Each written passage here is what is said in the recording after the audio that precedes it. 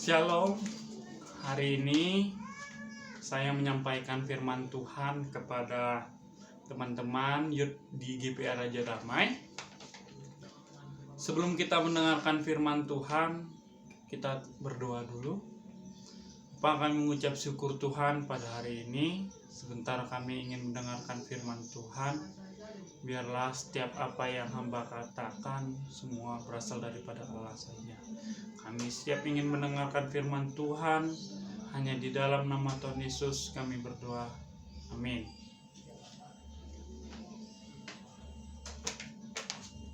Dalam suatu pertandingan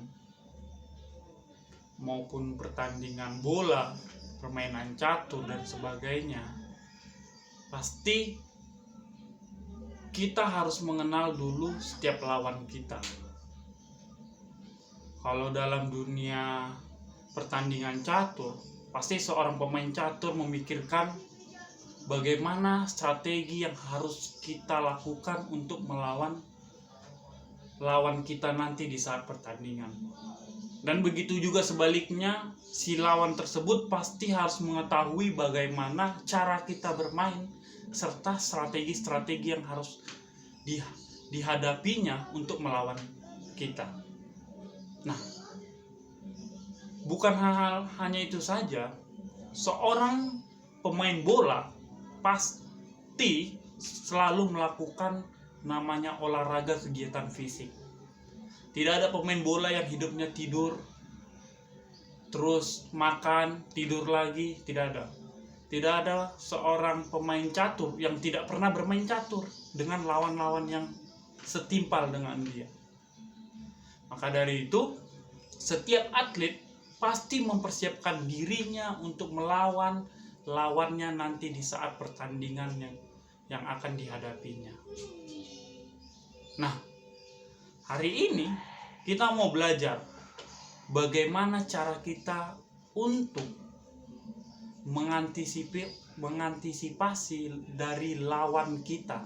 Siapa lawan kita? Iblis, setan. Ya, itu adalah lawan kita di bumi ini. Maka dari itu kita harus bisa mengetahui bagaimana cara, teknik yang mereka lakukan untuk menghancurkan kita, untuk meninggalkan kita, untuk dekat kepada Tuhan.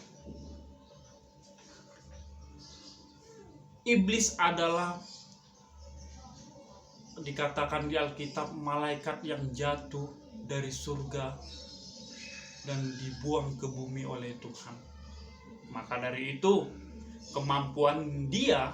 kemampuannya si iblis pasti lebih dari kita. Karena dia adalah katanya awal mula dari seorang malaikat yang sombong, maka Tuhan hukum dia. Kalau dibilang literatur buku, dia adalah seorang yang mempunyai kekuasaan di bumi ini. Dia adalah seorang yang mempunyai ilmu dalam apapun untuk melakukan hal apapun bisa dilakukan di bumi ini. Maka dari itu, dia lebih tinggi dari manusia dan lebih rendah dari Allah. Maka kita sebagai manusia, kita tidak bisa hanya melawan iblis dengan tangan kosong, dengan pengertian yang nol dan tidak mengetahui siapa sebenarnya iblis. Untuk mengenal iblis, mari kita buka Alkitab kita di Matius 16 ayat 23.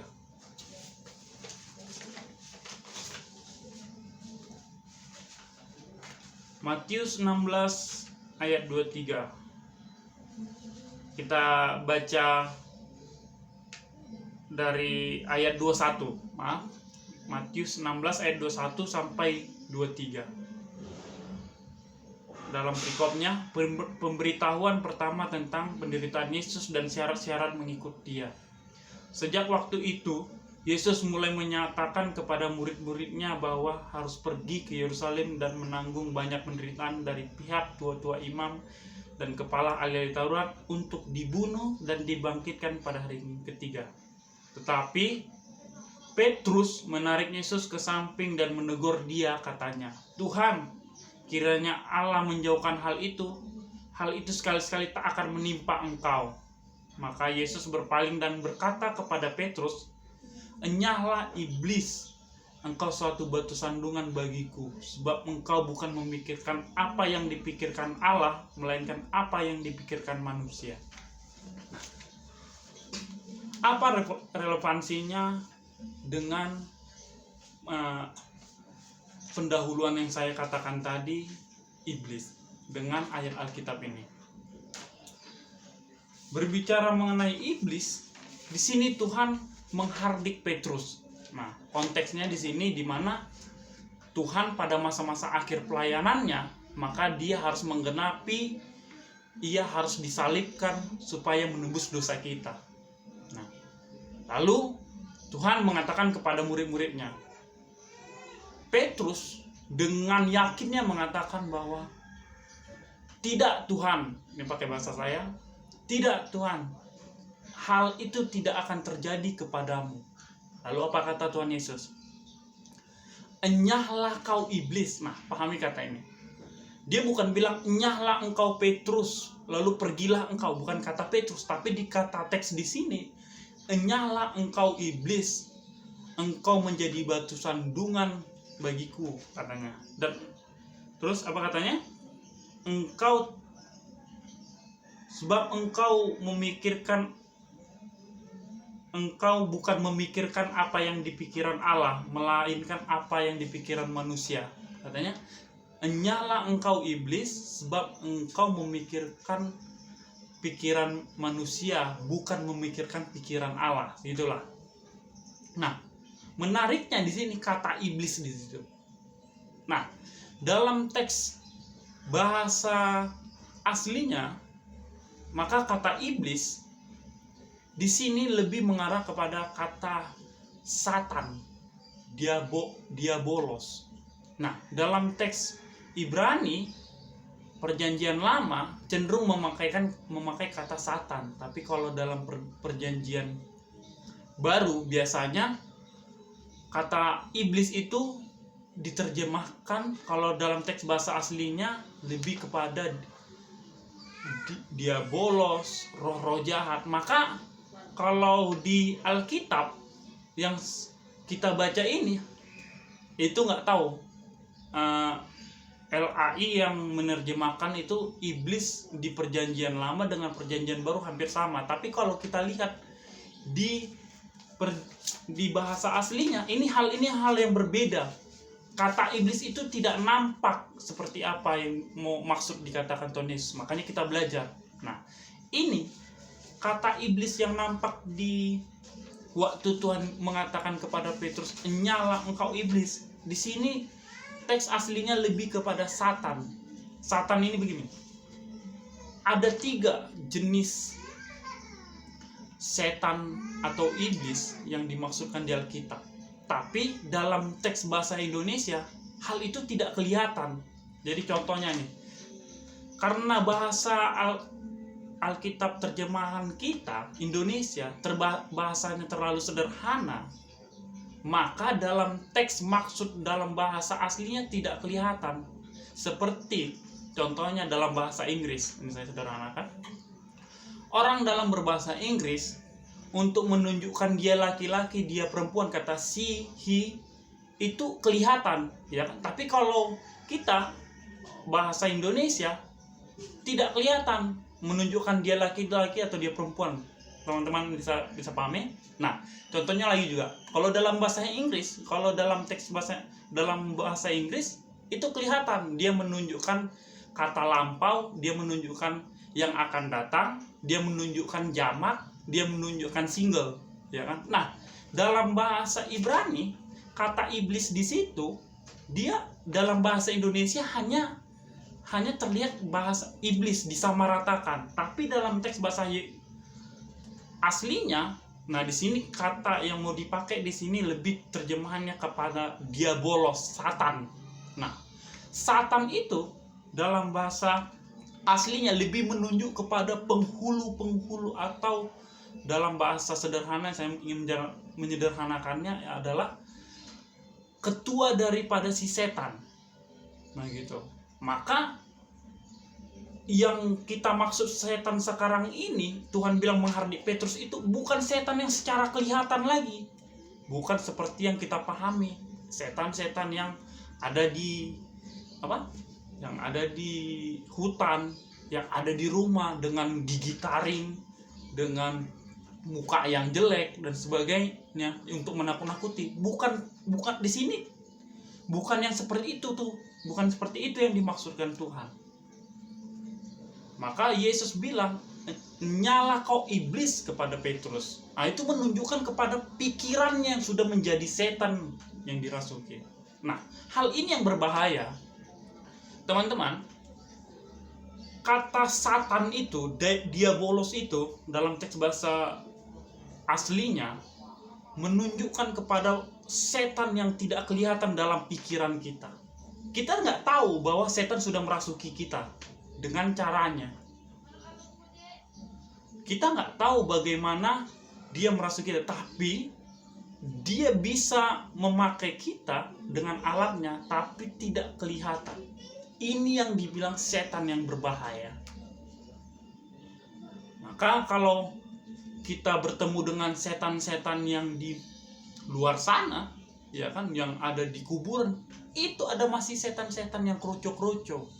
Nah, kalau kita baca iblis yang di waktu Tuhan mengusir roh jahat kepada orang gila yang di Gerasa, ya kan, yang diusir kepada babi-babi. Nah, itu adalah roh-roh jahat. Itu lebih kepada teks yang mengacu kepada daimonia. Kata daimonia itu menunjuk kepada roh-roh jahat, atau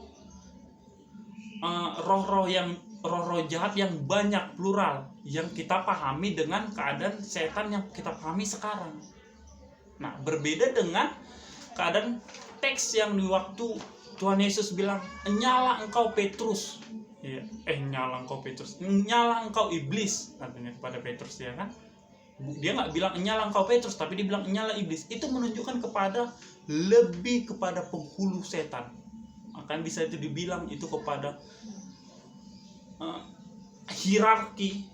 hierarkinya, atau tuan lebih dari tuannya setan.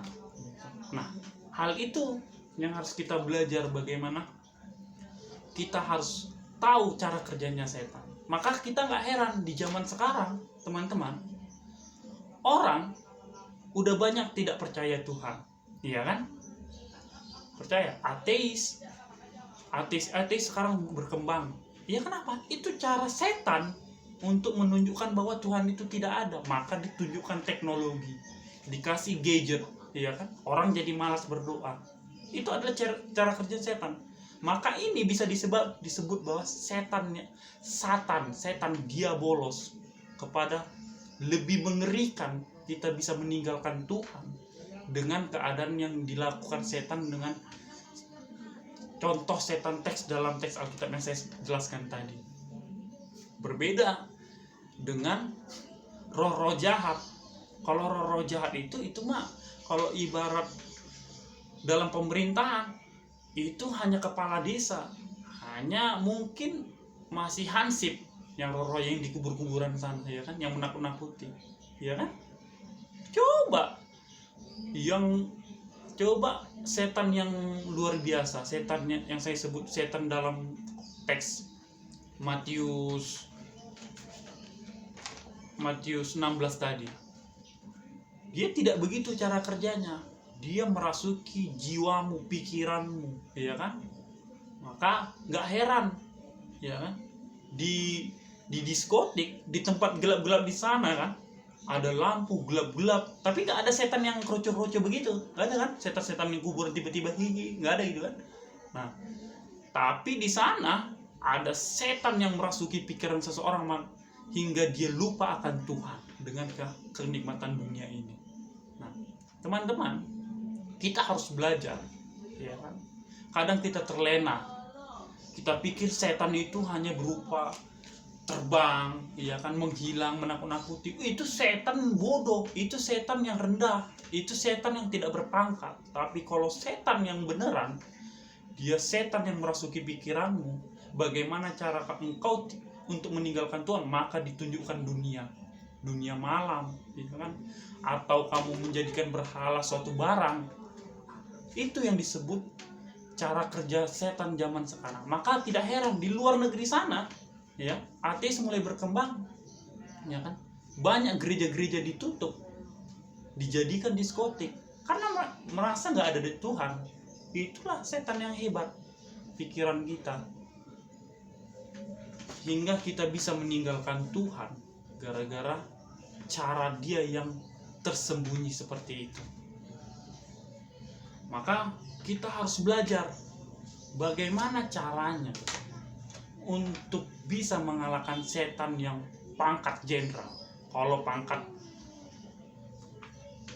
yang rendah-rendahan itu kita usir dalam nama Tuhan Yesus, hilang, ya kan? Kalau kita baca di waktu Tuhan mengusir roh jahat orang Gerasa tersebut, maka iblis, kalau kita lihat ceritanya, di waktu Tuhan mengusir, melihat si orang kerasukan itu melihat Tuhan Yesus, setan itu gemetar kepada Tuhan, karena itu masih pangkat rendahan, ya kan? Gemetar, jangan siksa aku, kalau teman-teman nanti baca.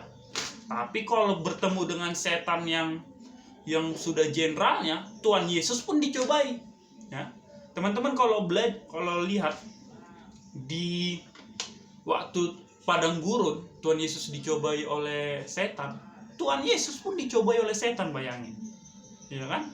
Dia berikan kepada Tuhan Yesus harta, terus makanan, dicobai. Itu pangkat yang setan, pangkat yang tertinggi. Bayangin, Tuhan Yesus aja dicobai, apalagi kita yang tidak pernah berdoa, iya kan? Katakan mungkin nggak pernah berdoa tapi tidak menjadi, apalagi kita yang tidak mengenal siapa itu iblis. Nah, itu kita harus belajar, ya kan? Apa mau poinnya mau saya sampaikan? Itu mulailah dari sekarang untuk mengenali siapa lawan kita. Kadang kita terlena dengan keadaan kita, ya kan? Sekarang iblis sudah canggih, udah nggak seperti yang kita lihat-lihat di TV, yang muka-muka serem. Dia lewat kamu, dibikin terlena dengan HP kamu, ya kan? Dibikin dengan tontonan drama drakor atau film-film, lagu-lagu yang unsurnya tentang iblis, setan. Itu mereka bisa masuk ke situ untuk supaya kamu jauh daripada Tuhan. Makanya kenali mulai dari sekarang. Kita bukan mau so ekstrim, alah ngapain, nanti pikirnya masa sih saya nggak bisa dengar lagi, nggak bisa nonton Korea lagi, masa sih saya nggak bisa dengar lagu dunia, enggak gitu. Tapi jangan sampai kita terlena, ya kan? Karena ada orang saking fansnya dengan seorang aktor atau penyanyi sampai dia lupa dengan Tuhan. Nah, itu jadi berhala, dan itu setan yang tertinggi, ya kan? Makanya dari sekarang mulailah giat berdoa, ya kan? Mulai kenali siapa lawanmu. Setan yang paling berbahaya itu adalah setan yang di dalam diri kita, pikiran kita, bukan setan yang kita lihat seperti di TV. Belajarlah untuk mengenalinya. Maka itu diperlukan, kita harus baca Alkitab. Dari mana kita tahu setan itu ada? Bukan dari TV-TV, tapi dari Alkitab. Dari mana kita tahu Tuhan itu ada? Dari Alkitab. Inilah firman Tuhan yang benar. Maka bacalah Alkitab supaya kamu bisa dibimbing Tuhan untuk mengalahkan si jahat. Amin. Hanya itu saya bisa sampaikan supaya kita bisa untuk belajar lagi, untuk bisa mengantisipasi supaya si jahat tidak bisa menguasai. Hanya itu, untuk mengakhirnya kita berdoa. Terima kasih Tuhan, kami mengucap syukur baru saja hamba-Mu menyampaikan firman Tuhan. Hanya di dalam nama Tuhan Yesus kami berdoa. Amin.